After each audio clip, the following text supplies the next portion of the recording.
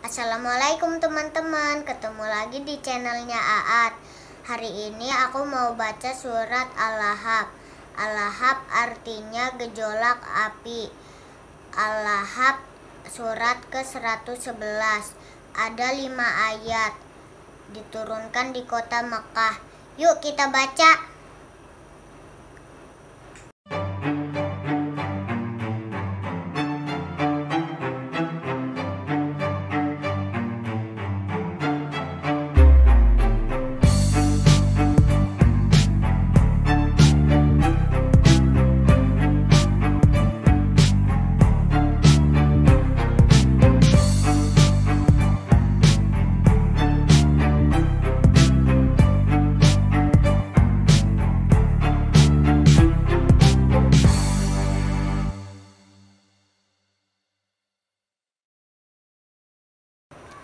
A'udzu billahi minasyaitonir rajim. Bismillahirrahmanirrahim.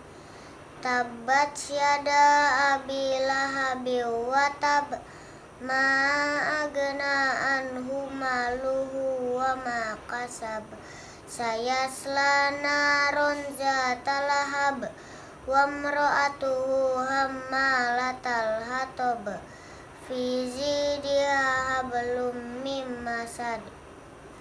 Shadaqallahul azim.